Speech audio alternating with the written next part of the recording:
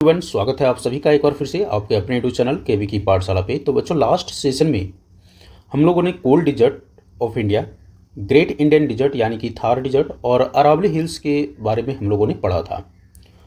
आशा करता हूँ आप लोगों ने वो वीडियो देखा होगा। अगर आप लोगों ने नहीं देखा है तो उस वीडियो का लिंक मैं इस वीडियो के डिस्क्रिप्शन में डाल दूंगा, आप वहाँ से जाके उसे देख सकते हैं। बच्चों, आज के सेशन में हम लोग the Gangetic plain, the peninsular plateau, India's amazing coastline, Indian island and hills of north east, ये 5 कंसेप्ट को समझेंगे। तो आइए एक एक करके हम लोग देखते हैं कि क्या आपके बुक में इसके बारे में आपको पढ़ना है।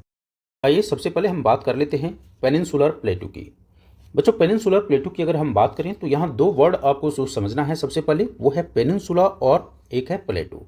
अगर आपने ये 2 वर्ड को समझ लिया तो यानी कि ये पूरा टॉपिक आपको आसानी से समझ में आ जाएगा। पेनिनसुला की अगर हम बात करें बच्चों, तो पेनिनसुला होता क्या है? Peninsula is a piece of land that is surrounded by water on 3 side. ये पॉइंट याद रखिएगा। पेनिनसुला एक ऐसा लैंड का टुकड़ा है, एक ऐसा लैंड पोर्शन है जो कि 3 साइड से किससे घिरा होता है? वाटर से घिरा होता है। वहीं अगर हम प्लेटू की बात करें तो प्लेटू is a land form that rises up from the surrounding land, जो अपने आसपास के जो सराउंडिंग लैंड होता है उससे उसकी ऊंचाई, जो प्लेटू की जो ऊंचाई होती है वो ज़्यादा होती है। इसके अलावे और क्या फीचर्स होता है प्लेटू का? इसके अलावे उसके जो सरफेस होते हैं ना, उसके जो सरफेस होते हैं प्लेटू के, मोर और लेस क्या होता है? फ्लैट होता है। पहला पॉइंट आपको याद रखना है कि प्लेटू is a land form that rises up from the surrounding land, पहला पॉइंट। दूसरा point, the surface of the plateau is more और लेस फ्लैट। तीसरी पॉइंट आपको जो याद रखनी है वो ये कि जो इसके साइड्स होते हैं, यानी the sides of the plateau are often steep slopes. कैसा स्लोप होता है? स्टीप स्लोप्स होते हैं। स्टीप स्लोप्स का मतलब होता है कि जैसे अगर हम बात करें इस तरह से, ये एक प्लेटू अगर है तो यहाँ पर आपको देखने को मिलेगा कि बीच वाला जो पोर्शन है वो क्या है? फ्लैट है। और इसके जो साइड्स आपको जो दिख रहे होंगे, कहीं ना कहीं क्या दिख रहे होंगे? स्टीप स्लोप दिख रहे होंगे। और आसपास के एरिया से ये क्या होगा? ऊपर राइज अप होगा। तो ये 3 पॉइंट अगर आपको कीवर्ड आपने याद रख लिया, एक है rise up from the surrounding, दूसरा है मोर और लेस फ्लैट सरफेस, और तीसरा है स्टीप स्लोप। ये 3 कीवर्ड आप याद रखिए। एक बार फिर से अब हम जब इन दोनों वर्ड को कंबाइन करके देखेंगे तब आपको आसानी से समझ में आएगा। पेनिनसुला प्लेटू, अभी तक हम लोगों ने दोनों को अलग अलग करके देखा। पेनिनसुला किसको बोलते हैं, प्लेटू किसको बोलते हैं। अब हम दोनों को कंबाइन करते हैं। पेनिनसुलर प्लेटू वैसा प्लेटू को बोलेंगे, वैसे प्लेटू को पेनिनसुलर प्लेटू बोलेंगे जो 3 साइड से किससे घिरा होगा बच्चों? वाटर से घिरा होगा। तब अब आप बोलेंगे कि यस सर, हमें कुछ लास्ट यानी कि प्रीवियस क्लास में हमने कुछ ऐसा ही प्लेटू के बारे में थोड़ी बहुत पढ़ा था। अब उसको हम कुछ इस तरह से इंडिया का, हमारा प्यारा भारत इंडिया का थोड़ा सा एक हाफ पोर्शन हमने ड्रॉ किया। यहाँ पर जैसे ही ड्रॉ किया तो कुछ इमेज आपको एक उभर के आने लगा होगा मन में कि यस सर, इंडिया के वेस्ट में जो है अरेबियन सी है, ईस्ट में बे ऑफ बंगाल है, बे ऑफ बंगाल है, और साउथ में जो है सर इंडियन ओशियन है। तो हम कह सकते हैं सर कि 3 साइड से इंडिया का जो सौदर्न पोर्शन है, इंडिया का जो सौदर्न पोर्शन है, ये जो पूरा का पूरा जो सौदर्न पोर्शन है वो किससे घिरा हुआ है सर? सर ये वाटर से घिरा हुआ है। और ये जो सौदर्न पोर्शन जो है यहाँ पर, ये डेक्कन प्लेटू के नाम से जाना जाता है। ये किस नाम से जाना जाता है? डेक्कन प्लेटू के नाम से जाना जाता है। प्लेटू के नाम से इसलिए जाना जाता है क्योंकि यहाँ आसपास आप देखते हैं प्लेन्स है जिसको गंगेटिक प्लेन कहते हैं। इसको हम अगले कंसेप्ट में पढ़ेंगे, गंगेटिक प्लेन के बारे में। तो प्लेन्स से ऊपर उठा हुआ है ये लैंड, इसीलिए इसको हम बोलते हैं peninsular प्लेटू। India has several प्लेटू, the most important one is the triangular peninsular area. Triangular peninsular area in the middle and south of the country. In the middle and south of the country, ये जो triangular, ये जो है प्लेटू है, इसी को हम क्या बोलते हैं? पेनिनसुलर प्लेटू बोलते हैं। और ये ट्रायंगुलर है, it is in the middle and south of the country. It is also a very old land formation. ये जो ट्रायंगुलर आप जो देख रहे हैं, जिसको हमने नाम दिया था डेक्कन प्लेटू, ये क्या है, बहुत ही ओल्ड लैंड फॉर्मेशन है। Since this region is peninsula, क्योंकि ये रीजन जो है, ये पूरा रीजन कैसा रीजन है, पेनिनसुलर रीजन है। देखिए दोनों में कंफ्यूज नहीं होना है, पेनिनसुला अलग है, प्लेटू अलग है। जब दोनों को कंबाइन कीजिएगा तब वो पेनिनसुलर प्लेटू बनता है। ठीक है, प्लेटू तो ऐसे हमारे हिंदुस्तान में यानी हमारे भारत में प्लेटू बहुत सारे हैं। अब कुछ एग्जाम्पल की अगर हम बात करें तो मालवा प्लेटू है, बुंदेलखंड प्लेटू है, छोटा नागपुर प्लेटू है, और ठीक उसी तरह से जिस तरह से ये दक्कन प्लेटू है। तो ये कुछ एग्जाम्पल्स हैं जो प्लेटू के हैं। इसके अलावा वर्ल्ड फेमस प्लेटू के भी आपने नाम जानते होंगे, तिब्बतियन प्लेटू। लास्ट प्रीवियस कक्षा में आपने तिब्बतियन प्लेटू के बारे में पढ़ा होगा। So we should focus over the peninsular plateau. It is a very old land formation. Since this region is peninsula surrounded by water on all three sides, like Arabian Sea, Bay of Bengal and the Indian Ocean. इसे हम लोगों ने देख लिया। It is called the peninsular plateau. ठीक है, क्योंकि ये रीजन जो है पेनिनसुला रीजन है और ये तीन साइड से Arabian sea, bay of Bengal और इंडियन ओशन से घिरा हुआ है, इसलिए हमने इसको क्या नाम दिया बच्चों, पेनिनसुलर प्लेटू नाम दिया। The plateau is bordered by 2 mountain. अब ये जो प्लेटू है ना, यहाँ पर एक कंसेप्ट जो आपको पढ़ना है कि ये जो प्लेटू, इस जो हमने बताया कि ये जो दक्कन प्लेटू जिसका नाम दिया, it is bordered by 2 mountain ranges.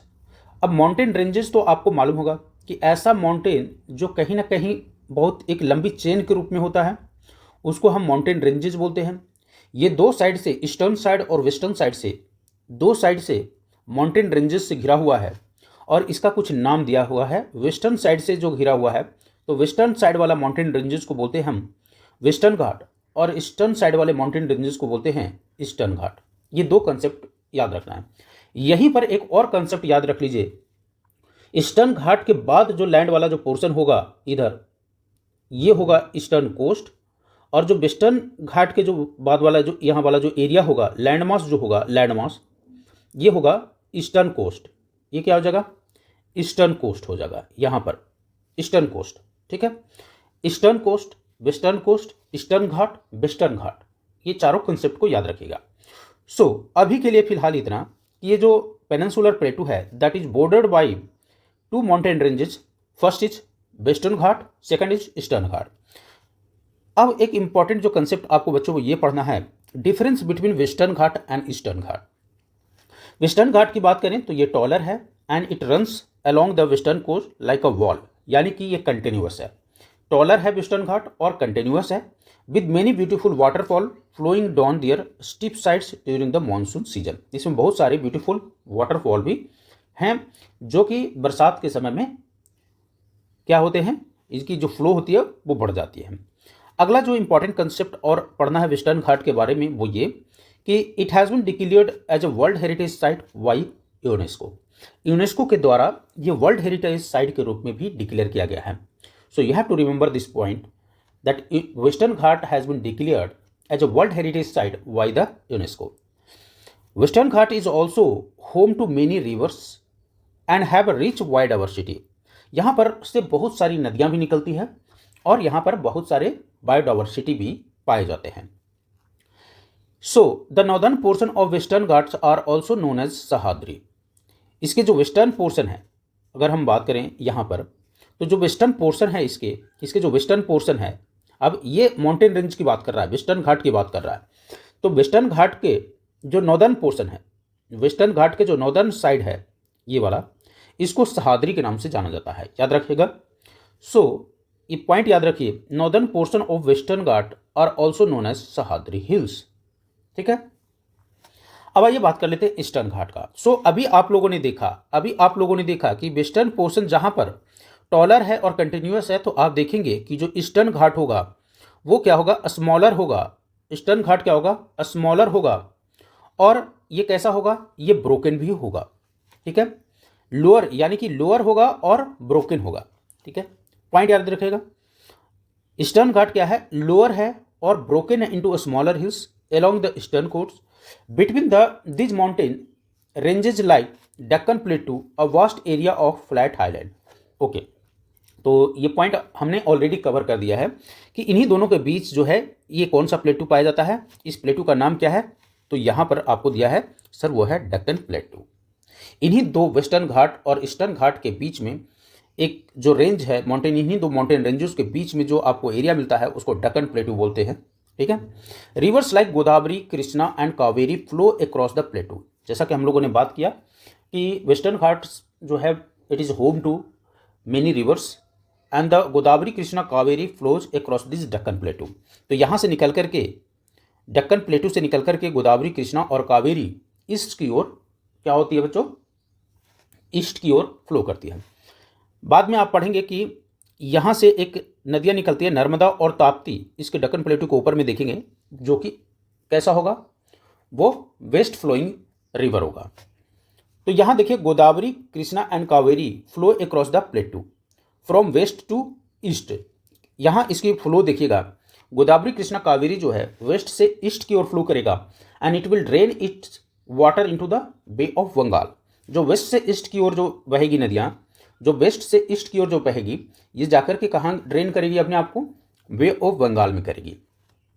This river are important for farming and provide water to million of people. ये रिवर फार्मिंग के लिए काफ़ी ही इंपॉर्टेंट है और and it also provides as a drinking water to the million of people. यहाँ पर आपको एक डेंस फॉरेस्ट दिखाई दे रहा होगा। ये डेंस फॉरेस्ट क्या है बच्चों, ये है छत्तीसगढ़ का dense forest. And why to remember dense forest, because dense forest is home to many tribal community. जो डेंस फॉरेस्ट होते हैं वो ट्राइबल कम्युनिटी के होम होते हैं। Basically you know very well that tribal communities prefer to live in a forest area. So this plateau we are talking about the Deccan Plateau. So this Deccan Plateau is rich in mineral. Deccan Plateau क्या है, rich in mineral है। यहाँ पर forest भी पाया जाता है और फर्टाइल लैंड भी पाया जाता है, और इन्हीं सब कारणों की वजह से इंडिया के इकोनॉमी के लिए ये प्लेटू जो है काफ़ी इंपॉर्टेंट है। So if somebody ask the question like this कि why the Deccan plateau is important और vital for the India's economy, then your answer will be Deccan plateau is rich in mineral, forest, fertile land, biodiversity, and because of that reason it is important for the India's economy. I hope यहाँ तक clear होगा। It tilts a little to the east. जो डक्कन प्लेटू है थोड़ा बहुत east की ओर क्या है, झुका हुआ है, और इसी के कारण के यहाँ के जो नदियाँ हैं वो क्या होती है, towards Bay of Bengal flow करती है। And east flowing rivers like Godavari, Krishna and Mahanadi. Godavari, Krishna, Kaveri and Mahanadi, ये याद रखिएगा, गोदावरी, कृष्णा, कावेरी एंड महानदी जो नदियाँ हैं वो कैसी नदियां हैं, तो आप बोलेंगे सर ईस्ट फ्लोइंग नदियां हैं, यानी जिसकी डायरेक्शन वेस्ट से ईस्ट की ओर होगी उसको हम बोलते हैं ईस्ट फ्लोइंग रिवर। एंड अगर आपसे क्वेश्चन पूछा जाता है कि name some of the river having east flow, उसके जो फ्लो है वो ईस्ट है, तो आप बोलेंगे सर गोदावरी, कृष्णा, कावेरी एंड महानदी। और ये सारे के सारे जो नदियां हैं ये सारे के सारे वेस्टर्न घाट में ही क्या होते हैं, ऑरिजिनेट होते हैं। And it is important for farming, industry and hydro electric power. So ये जो नदियां हैं किस में यूज होती हैं, फार्मिंग में, इंडस्ट्री में, हाइड्रो इलेक्ट्रिक पावर में। और हम लोगों ने और भी देखा था कि इन नदियों के पानी को हम एज ए ड्रिंकिंग वाटर भी यूज करते हैं। And many of the people are dependent over this river water. There are west flowing river too. कुछ नदियां हैं हमारे पास इस एरिया में जो कि वेस्ट फ्लोइंग है, ये हम लोगों ने देखा ईस्ट फ्लोइंग रिवर। अब हम आप बात कर लेते हैं, हम लोगों ने पहले बताया था आपको कि ऊपर के दो नदियां हैं वो है नर्मदा और ताप्ती। नर्मदा और ताप्ती जो है वो अपने आप को कहाँ ड्रेन करती है, सर अरेबियन सी में। अब ऑब्वियस सी बात है, वेस्ट में कहाँ ड्रेन करेगा, अगर ईस्ट फ्लो होगा तो बे ऑफ बंगाल में, और वेस्ट में फ्लो अगर होता है तो वेस्ट में फ्लो होगा तो ड्रेन कहाँ करेगा, सर अरेबियन सी में ही तो ड्रेन करेगा। ठीक है। Dense forest on the plateau are home to tribal community, ये हम लोगों ने देखा है। And some of the community name की अगर हम बात करें, कुछ इंपॉर्टेंट कम्युनिटी जो भारत में पाए जाते हैं उसमें है संथाल, गोंड, बैगा, भील, कोरू। तो ये 5 जनजातियों को आपको याद रखना है, Santhal, Gond, Baiga, Bhil and Korku. This tribes have distinct language, इनके अपनी अलग लैंग्वेज हैं, इनके अलग ट्रेडिशन हैं। Also they are also having a way of life closely connected to the nature. So we all know that the tribal community are closely connected to the nature. अगर हम बात करें कि ये कौन कौन से राज्यों में फैले हैं, संथाल, गोंड, बैगा, भील्स एंड कोरकू, ये जो जनजाति है, ट्राइबल कम्युनिटी है, वो कौन कौन से राज्यों में फैले हैं, तो ये फैले हुए हैं Jharkhand, West Bengal, Orissa, Assam, Madhya Pradesh, Chhattisgarh, Maharashtra, Telangana and Gujarat. These are the state where the tribal community lives. Okay. Plateau are home to many beautiful waterfall. ये भी हम लोगों ने देखा था कि प्लेटू जो है बहुत सारे वाटरफॉल के होम है। And we also know that waterfall किसके लिए यूज होता है? सर वाटरफॉल जो है हाइड्रो इलेक्ट्रिसिटी जनरेट करने के लिए यूज होता है। किसका? वाटरफॉल का।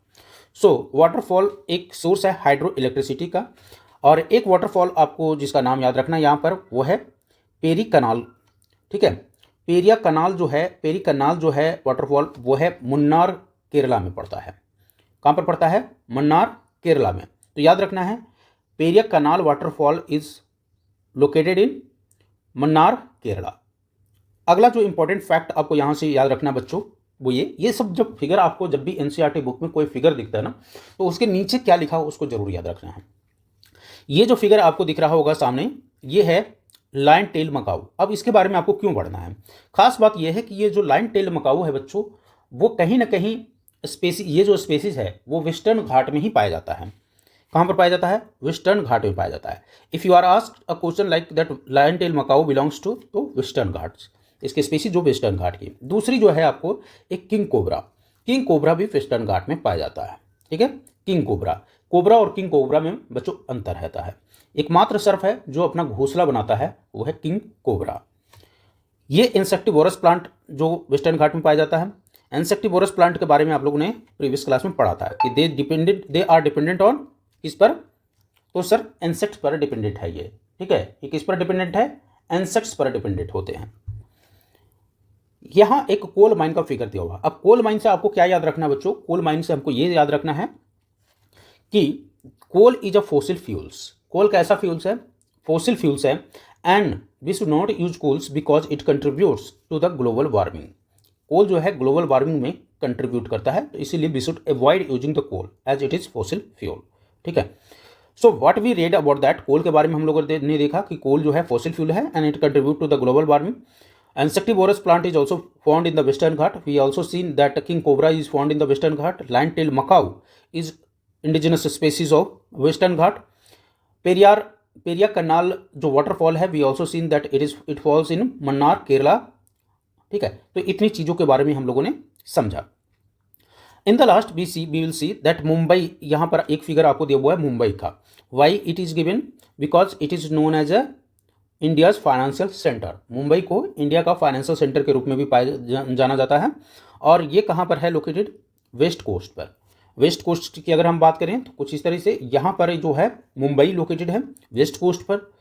और इसको हम क्या जानते हैं, किस रूप में जानते हैं? इंडियाज फाइनेंशियल सेंटर के रूप में जानते हैं। अब आइए हम बात कर लेते हैं इंडिया के कोस्ट लाइन को। तो कोस्ट लाइन की बात करें हम बच्चों, तो हम लोगों ने पहले ही देख लिया, दो कोस्ट लाइन है। यहाँ पर एक है ईस्टर्न कोस्ट लाइन और दूसरा है वेस्टर्न कोस्ट लाइन। अगर हम इसकी लंबाई की बात करें बच्चों, तो टोटल लंबाई है 7500 किलोमीटर। कितनी लंबाई है? 7500 किलोमीटर इसकी लंबाई है इंडिया के कोस्ट लाइन की। सबसे पहले हम बात कर लेते हैं वेस्ट कोस्ट ऑफ इंडिया की। वेस्ट कोस्ट ऑफ इंडिया की अगर हम बात करें तो it is stretches from Gujarat to Kerala. West coast of India है वो कहाँ से कहाँ तक फैला हुआ है? सर ये फैला हुआ है गुजरात से लेकर के केरला तक, पासिंग थ्रू। अब इसके बीच में कौन कौन से राज्य आएंगे? तो सर इसके बीच में आएगा महाराष्ट्र, कर्नाटका एंड गोवा। क्या क्या आएगा बच्चों? महाराष्ट्र आएगा, गोवा आएगा, कर्नाटका आएगा। Most rivers here originate in the Western Ghat. ये हम लोगों ने देखा ही कि जो नदियाँ वेस्टर्न घाट से होकर जो गुजरती है ना, वो डक्कन प्लेटू से होकर जाती हैं।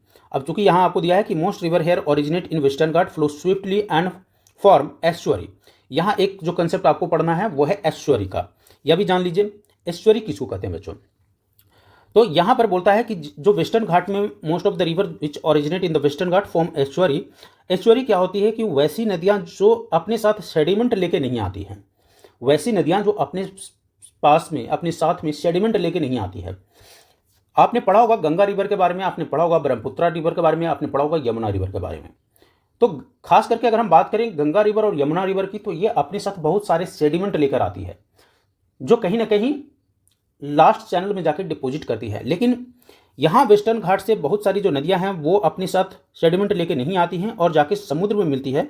तो इस तरीके से खारे पानी से जाकर के जब कॉन्टैक्ट होता है तो वहाँ पर किसका निर्माण होता है? एस्चुअरी का निर्माण होता है। ये पॉइंट याद रखिएगा। एस्चुअरी उस प्लेस को बोलते हैं जहाँ फ्रेश वाटर और वार्किस वाटर, खारे पानी आपस में जाकर के मिलते हैं। ठीक है, फिर उसके बाद कहता है कि the coastline is shaped by alluvial deposit from the short rivers and coastline जो है इसका जो शेप जो है वो एलुवियल डिपोजिट से होता है and features covers creeks and estuaries with the Narmada and Tapti estuary being the largest. और ऐसा ही एक एस्चुअरी के बारे में आपको पढ़ना है जो बनता है नर्मदा और ताप्ती की से। सो नर्मदा एंड ताप्ती जो है लार्जेस्ट एस्चुअरी का निर्माण करती है। एक आपने कंसेप्ट पढ़ा होगा डेल्टा के बारे में। सो डेल्टा क्या होती है? नदियां जब अपने साथ सेडिमेंट लेकर के आती है और जाकर के अपने आप को डिपोजिट करती है कहीं ना कहीं ओशियन में, बे ऑफ बंगाल में देखते होंगे गंगा और ब्रह्मपुत्रा दुनिया का सबसे बड़ा डेल्टा का निर्माण करता है। ठीक है, जिस तरीके से नर्मदा और ताप्ती सबसे बड़ा एस्चुअरी का निर्माण करती है, ठीक उसी तरह से गंगा एंड ब्रह्मपुत्रा सबसे बड़ा डेल्टा का निर्माण करता है। An aerial view of the west coast, ये एक एरियल व्यू आपको दिया हुआ है वेस्ट कोस्ट का। Note how close the hills of the Western Ghats are to Arabian Sea. ये अरेबियन सी है and this is the west coast. यहाँ देखिए ये क्या है? वेस्ट कोस्ट है। ये कुछ इस तरीके से। सो वाटर की वजह से ये इरोजन हुआ है, ये इरोजन हुआ है। अच्छा, इसको क्या बोला जाता है? इसको बोला जाता है कोव्स। इसको क्या बोला जाता है? कोव्स। ठीक है, ये जो अपने आप को एक तरीके से आप देखेंगे इस तरीके से एक ऐसा सराउंडेड लैंड होगा जो कहीं ना कहीं अंदर की ओर बेंड होगा, उसको कोव्स बोलते हैं। ठीक है, west coast has many important ports. West coast के पास मेनी इंपॉर्टेंट पोर्ट्स हैं एंड सिटीज हैं। This have been centres of economic activity for millennium. तो बहुत वर्षों से ये जो वेस्ट कोस्ट है वो एक इंपॉर्टेंट रोल अदा कर रहा है इकोनॉमी में, बिकॉज बहुत सारे पोर्ट्स का भी डेवलपमेंट वेस्ट कोस्ट पर हुआ है।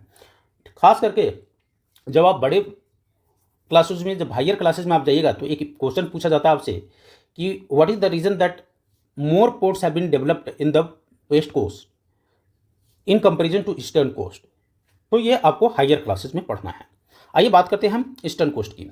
तो बच्चों अगर हम ईस्टर्न कोस्ट की अगर हम बात करें तो eastern coast lines between the Eastern Ghat and Bay of Bengal. जैसे वेस्टर्न कोस्ट जो था that was between the Western Ghat and Arabian Sea, ठीक उसी तरीके से कंपेरिजन करके इसको पढ़ लीजिए।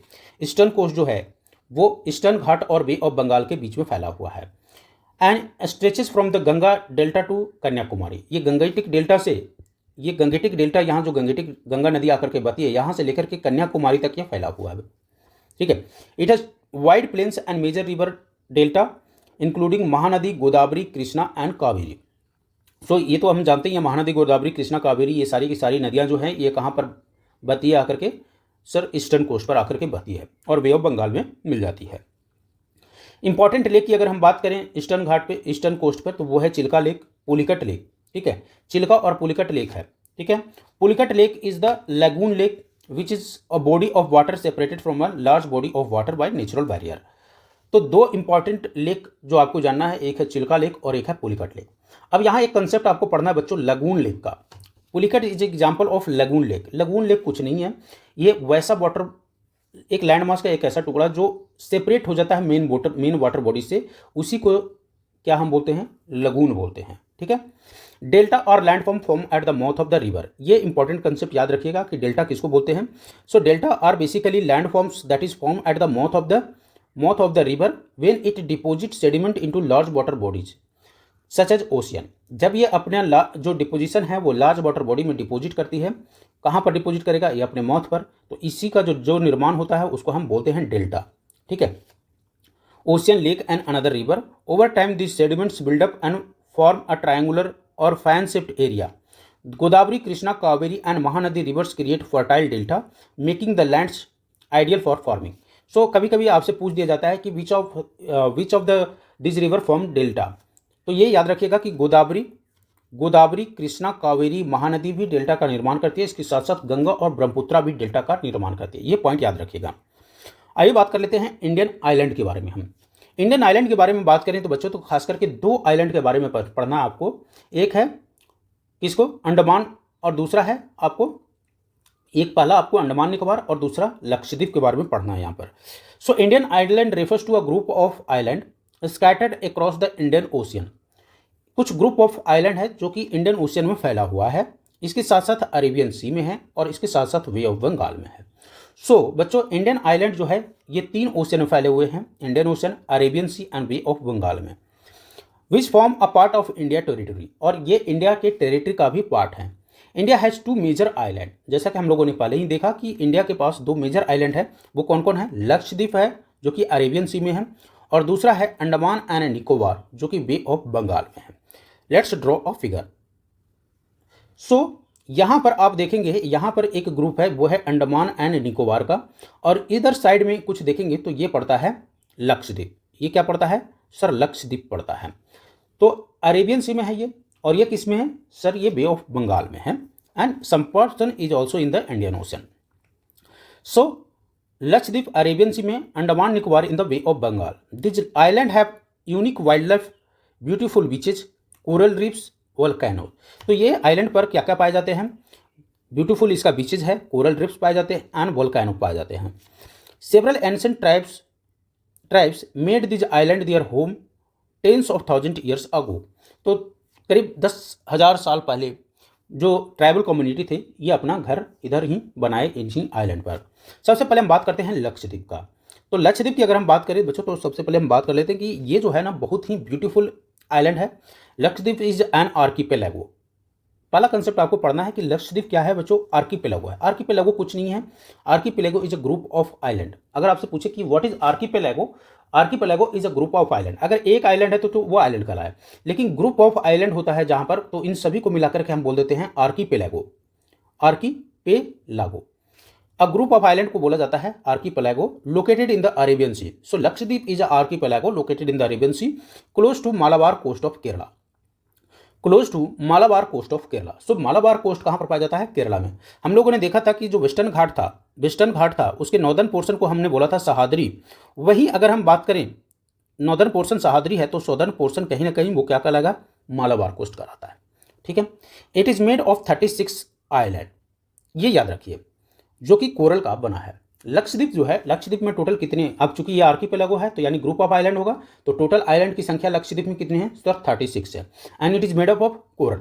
कोरल क्या होता है? कोरल कुछ नहीं है, एक ऐसा जंतु जब मर जाने के बाद उसका क्या होता है, जो अवशेष है वो इकट्ठा होते हैं और उसी से आइलैंड का निर्माण हुआ है। Not all islands are inhabited. Inhabited का मतलब होता है कि सारे ये जो आइलैंड है, आपको जो 36 आइलैंड है, ये सारे आइलैंड पर मनुष्य नहीं पाए जाते हैं।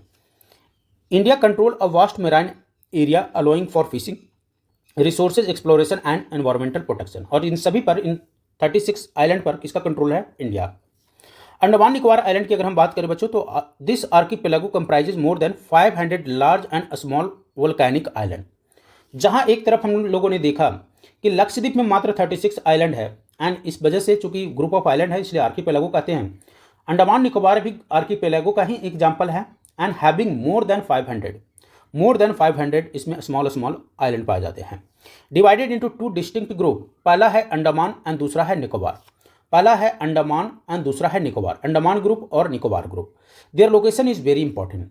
अब इसका लोकेशन जो है वो भी इंपॉर्टेंट है। कोरल रीफ कुछ इस तरीके से देख सकते हैं, जब ये डेड हो जाता है तो फिर क्या निर्माण करता है? आइलैंड का निर्माण करता है। ये coral reef in the Lakshadweep island, coral reef in the Andaman island. So coral reef दोनों जगह पाए जाते हैं।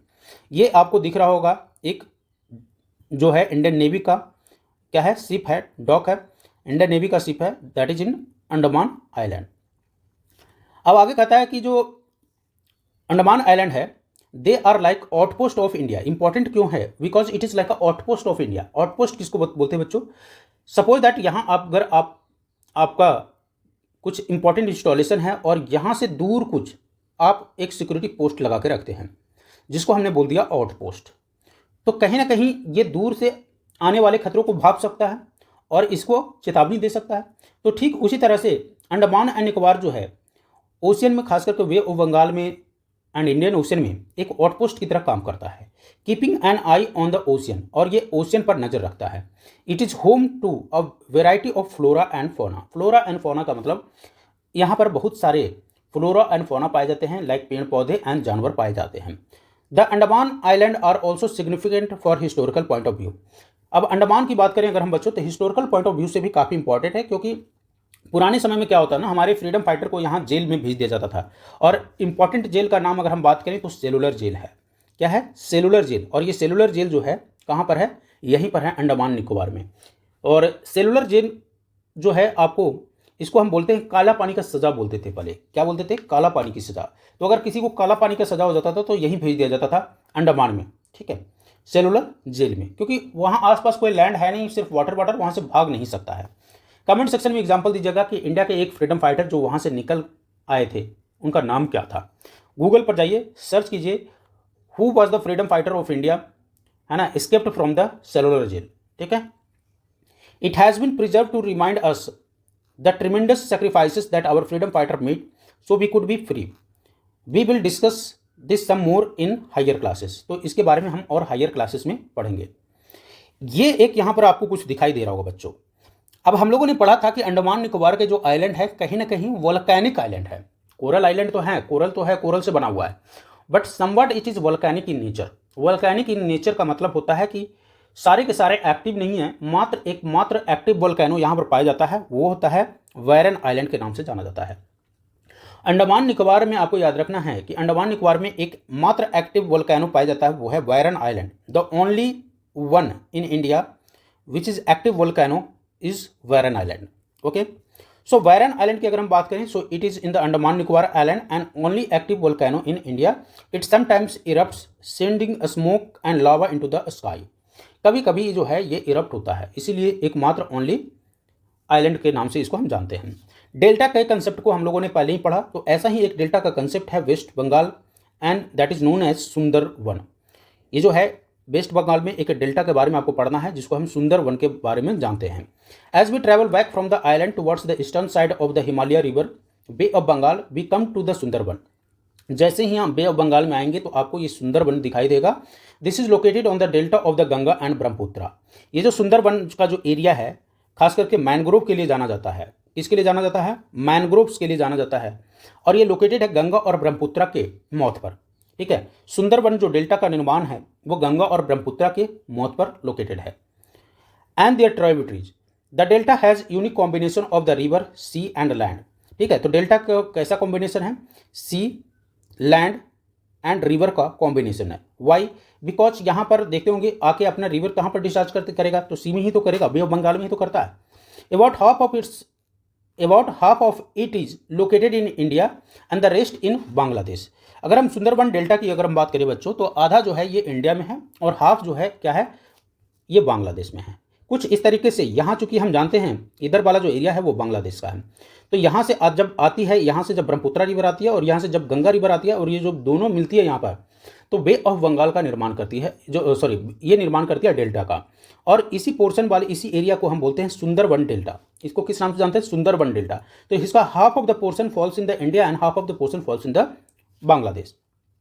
खास बात यह है कि सुंदरबन डेल्टा को भी यूनेस्को के द्वारा हेरिटेज साइट के रूप में डिक्लेयर किया गया है, ठीक है। और यहाँ एक खास स्पीसीज पाया जाता है जिसको हम बोलते हैं रॉयल बंगाल टाइगर। तो अगर आपसे कोई पूछे कि रॉयल बंगाल टाइगर कहाँ पर पाया जाता है, तो आपका आंसर होगा सर सुंदरबन डेल्टा में। ओके, सो ये तो आपको मालूम है वाटरफॉल है। यहाँ पर कुछ जो ट्राइबल कम्युनिटी है उसके द्वारा हमारे को कुछ सेलिब्रेशन चल रहा है। आइए इसके बारे में देखते हैं लेफ्ट टू राइट क्या दिया हुआ है। So seven sister waterfall. Seven sister waterfall बच्चों कहाँ पर पड़ता है? ये सेवन सिस्टर वाटरफॉल क्यों कहलाता है सेवन सिस्टर? क्योंकि यहाँ 7 वाटरफॉल हैं लगे हाथ। यहाँ देखिए, ये आपको दिखाई नहीं देंगे।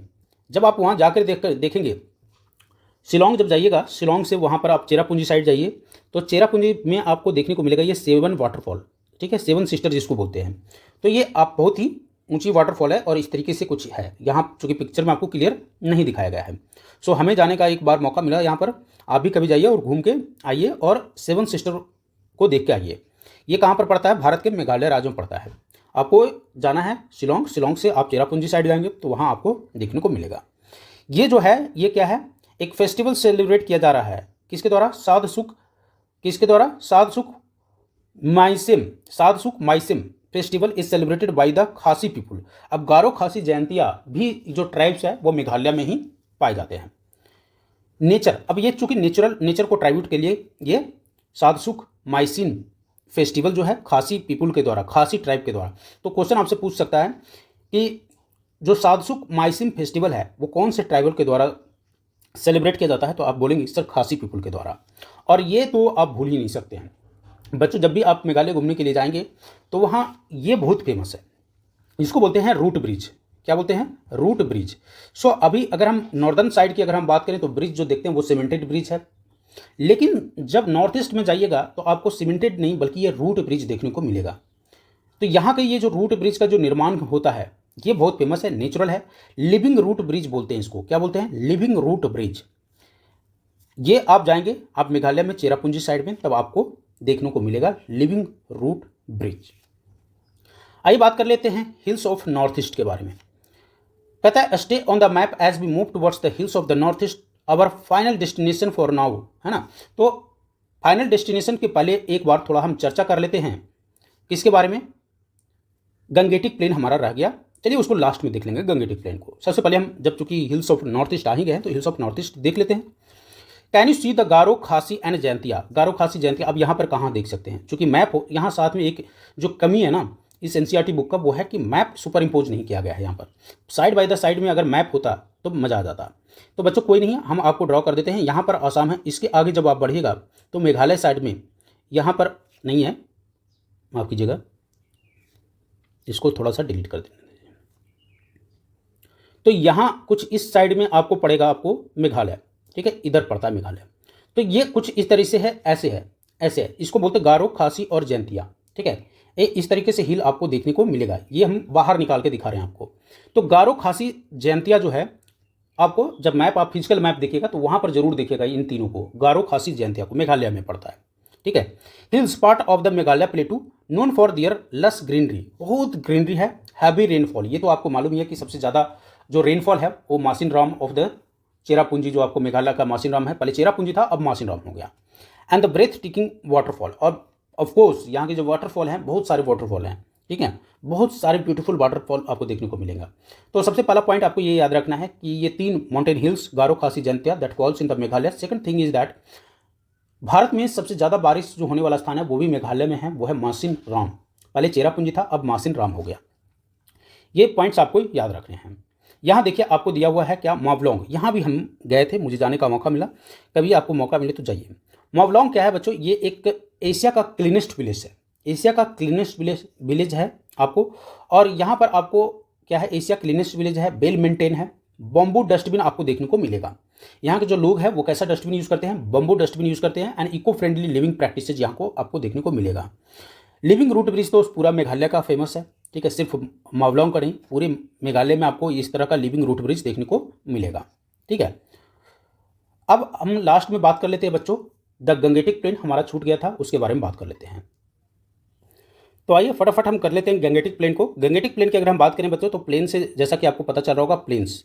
सो गंगा ऐसा प्लेन जो गंगा के द्वारा, गंगा रिवर के द्वारा और इट्स ट्राइब्यूटरी के द्वारा बना हो तो उसको हम गंगेटिक प्लेन बोलते हैं। गंगेटिक प्लेन की बात करें तो कुछ इस तरीके से आपको, अगर आप इंडिया का मैप ड्रॉ कीजिएगा तो कुछ इस तरीके से जो एरिया है आपको कुछ, और अगर हम बात करें इसको, ये और इस तरीके से दिखाई देगा, ठीक है, ये इस तरह से। ये वाला जो एरिया है वो कहलाता है गंगेटिक प्लेन। यहाँ थोड़ा नीचे ज़्यादा ड्रॉ हो गया, थोड़ा सा फिर से हम ड्रॉ कर देते इसे। ये इस तरीके से अगर आप देखेंगे तो गंगेटिक प्लेन होगा वो कुछ इस तरीके से आपको दिखाई देगा, ठीक है। ये जो एरिया है वो क्या कहलाता है, गंगेटिक प्लेन कहलाता है। जैसे आप हिमालय से साउथवर्ड मूव कीजिएगा, as we move southward from the Himalaya we reach a vast and fertile Gangetic plain. Fertile इसलिए बच्चों क्योंकि यहाँ अपने साथ गंगा जो रिवर है या और इसके ट्राइब्यूटरी यमुना रिवर है, ये अपने साथ बहुत सारे सेडिमेंट लाते हैं और जिसकी वजह से फर्टाइल ये जो लैंड है यहाँ पर कुछ कुछ डिपॉजिट होता है और लास्ट फाइनली यहाँ बे ऑफ बंगाल में डिस्चार्ज करता है, जहाँ की डेल्टा का निर्माण करता है। This plains have been an important part of the history and civilisation of India. ये जो प्लेन्स हैं वो हिस्ट्री और सिविलाइजेशन में इंपॉर्टेंट रोल अदा किया है। वाई? बिकॉज आप लोगों ने हिस्ट्री के क्लास में पढ़ा होगा कि नदियों के किनारे ही सिविलाइजेशन का विकास हुआ था, ठीक है। This plains are nourished by mighty river originating from the Himalaya. ये जो प्लेन्स है वो यहाँ पर पानी का सोर्स क्या है, mighty river of the Himalaya. Himalaya से ओरिजिनेट होने वाले रिवर जो हैं यहाँ पर वाटर के सोर्स हैं, प्रोवाइडिंग अ वाइटल लाइफलाइन, है ना। The Ganga, Indus and Brahmaputra river system जो है वो कहीं ना कहीं इधर से ही फ्लो होते हैं along with the their extensive network tributaries. अगर हम बात करें बच्चों तो गंगेटिक प्लेन में ये जो रिवर की बात किया है, इंडस और ब्रह्मपुत्र, ये दोनों में से कोई भी, इंडस और ब्रह्मपुत्र दोनों में से कोई भी इधर नहीं फ्लो होता है। खास करके it is flooded by the Ganga, इसीलिए इसको हम बोलते हैं गंगेटिक रिवर। क्योंकि आप देखेंगे तो यहाँ से इंडस इधर निकल जाता पाकिस्तान में, और ब्रह्मपुत्र की बात करें तो यहाँ चाइना से अरुणाचल प्रदेश में घूमते हुए ये कहाँ पर, नॉर्थ ईस्ट के स्टेट होते हुए बांग्लादेश में इंटर कर जाता है। तो कहाँ पर ये गंगेटिक प्लेन का मतलब ही नहीं हुआ। Gangetic plain is basically flooded by the, किसके द्वारा, Ganga river and its tributary के द्वारा। Enrich the soils with the minerals making the region highly fertile and ideal for agriculture. चूंकि मिनरल डिपॉजिट होगा तो एग्रीकल्चर के लिए इंपॉर्टेंट हो जाएगा। The river brings with them minerals, of course जैसा मैंने बताया आपको कि अपने साथ सेडिमेंट लाता है और ये सेडिमेंट काफ़ी ही मिनरल अपने साथ लेकर आता है।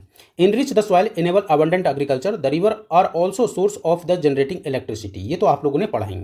अ large portion of India's population live in this plains. तो अब ये सी बात है, ज़्यादा पानी मिलेगा तो पॉपुलेशन की जो डेंसिटी होगा वो भी ज़्यादा होती है रिवर के किनारे। कुछ मॉडर्न एग्रीकल्चर प्रैक्टिसेस की अगर हम बात करें बच्चों, तो आज हम लोग जो एग्रीकल्चर करते हैं वो कहीं ना कहीं मॉडर्न एग्रीकल्चर प्रैक्टिसेस में क्या आ जाएगा, ट्रैक्टर।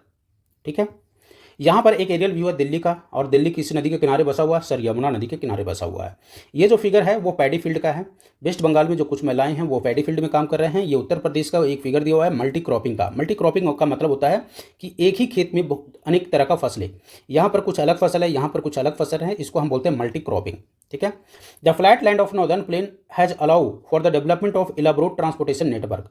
तो यहाँ पर से एक कंसेप्ट आप समझ रहे होंगे कि जहाँ पर फ्लैट लैंड सरफेस होगा वहाँ पर रोड ट्रांसपोर्ट का विकास भी ज़्यादा होगा। Road and railway network facilitate movement of the people and goods over long distance. अब चूंकि रेल और रोड की बात करें हम, तो रेल और रोड जो है नेटवर्क जो है वो क्या हमें फैसिलिटेट करता है, वो फैसिलिटेट करता है कि एक जगह से दूसरे जगह पर हम व्यक्ति के साथ साथ सामान को आसानी से भेज सके। गुड्स का मतलब होता है सामान।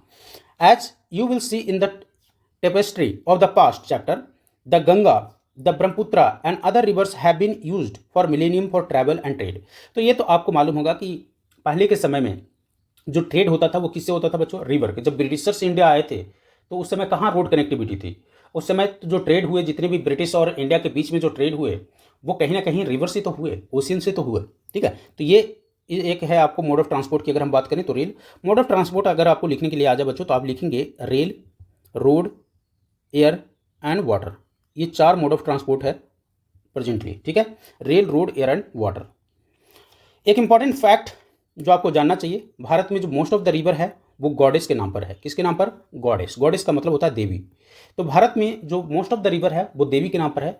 एकमात्र रिवर जो कहीं ना कहीं मैस्कुलिन है, मेल देवता के नाम पर है। गॉडेस मतलब फीमेल देवता। और आपको मेल देवता की अगर हम बात करें तो ये एकमात्र रिवर है वो है ब्रह्मपुत्रा। ब्रह्मपुत्रा का लिटरल मीनिंग क्या होता है बच्चों, the son of Brahma. Brahmaputra का मतलब लिटरल मीनिंग क्या हुआ, द सन ऑफ ब्रह्मा। और यही एकमात्र रिवर है जो मेल गॉड के नाम पर है। ओके, ये कुछ इमेज लिया गया है एरियल व्यू। अब यहाँ पर आपको यहाँ पर एक जो पढ़ना है वो है बांधवगढ़ नेशनल पार्क के बारे में। सो बच्चों, बांधवगढ़ नेशनल पार्क कहाँ है, तो भारत के मध्य प्रदेश में बांधवगढ़ नेशनल पार्क है। ये टाइगर है। अब टाइगर को के बारे में यहाँ क्यों आपको बताया गया है, क्योंकि ये तो आप जानते होंगे कि चीता का एक्सटिंक्शन हो गया भारत से, और अब उसको बसाने के लिए हम लोग दूसरे देशों से चीता लाकर उसको बसाने का काम कर रहे हैं। ठीक इसी तरह का चीज़ हुआ था टाइगर के साथ। टाइगर भी विलुप्त के कगार पर था। 1973 में भारत सरकार के द्वारा प्रोजेक्ट टाइगर शुरू किया गया था। प्रोजेक्ट टाइगर शुरू किया था ताकि इस टाइगर को बचाया जा सके। यहाँ पर आप जो देख रहे होंगे कुछ फिगर, वो ये पीकॉक और पीहन के बारे में। तो पीकॉक और पीहन का डांस यहाँ चल रहा है, लेकिन आपको ये डांस याद नहीं रखना है, आपको याद रखना है नेशनल वर्ड। अगर आपसे कोई पूछता है कि भारत का नेशनल वर्ड कौन है तो बोलेंगे sir peacock. Peacock is the national word of India. घड़ियाल की बात करें तो भारत में पाए जाने वाले जो घड़ियाल होते हैं बच्चों, उसकी लंबाई लगभग क्या होती है, तो 2.5 से लेकर के 4.5 मीटर लंबा होती है। ठीक है, एंड खास करके ये बात मैं बता दूं कि इंडियन वाइल्ड लाइफ एक्ट के हिसाब से इसको मारना एक कानूनी अलाउ नहीं है, कानून इसको अलाउ नहीं करता और इसके लिए आपको पनिशमेंट हो सकता है। सो बच्चों, this was all about the Gangetic plain, you should know. सो हम लोगों ने देखा आज Gangetic plain, plateau, coast line, इन सभी के बारे में। आशा करता हूँ आपको ये चैप्टर अच्छे से समझ में आया होगा। समझ में आया तो वीडियो को लाइक और अपने दोस्तों को जरूर शेयर कर दीजिएगा।